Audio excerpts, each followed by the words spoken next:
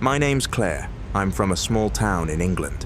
About a month ago, I moved to New York City for a once-in-a-lifetime job opportunity.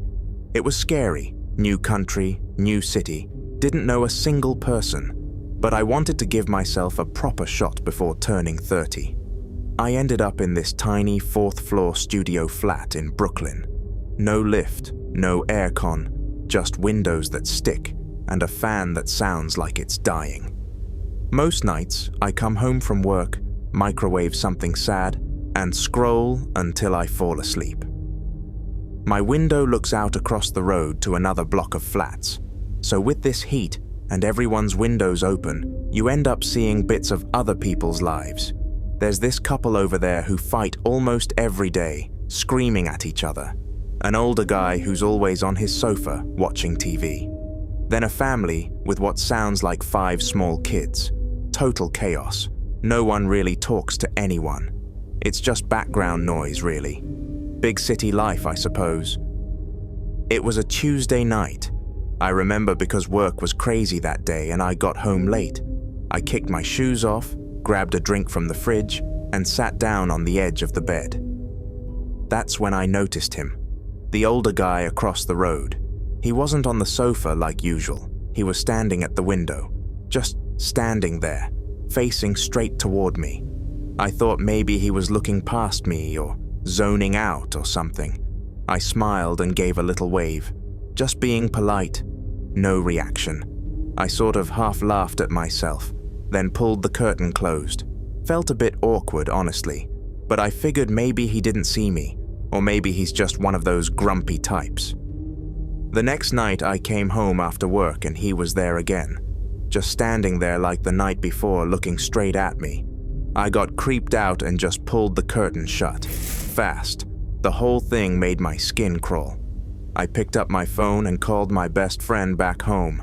I just needed to vent to someone, how I'd moved across the world just to end up with a window perv across the street. She told me to report it, or at least take a photo. I said I'd keep an eye on it. Over the next few nights, it just kept happening.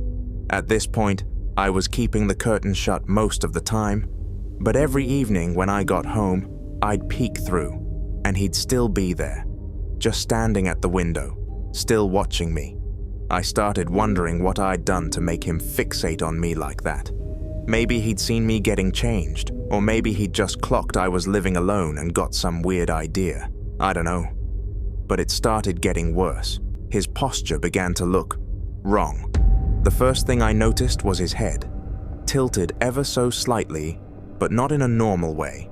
Then one night his arms were up, stiff and bent at odd angles. Night by night it got worse. His whole body just looked off, crooked in ways that didn't make sense. I couldn't explain it, but something about the way he was standing made my stomach twist. Like it wasn't just a man being creepy anymore, it was something else. The next morning, I slept in, had a lazy Sunday. At some point, I decided to head out and grab some breakfast. The second I stepped outside, I saw the flashing lights, police cars, an ambulance, a small crowd gathered outside the building across the road. His building. I crossed over without really thinking. I guess curiosity got the better of me. A few people were standing around in pajamas and dressing gowns, whispering.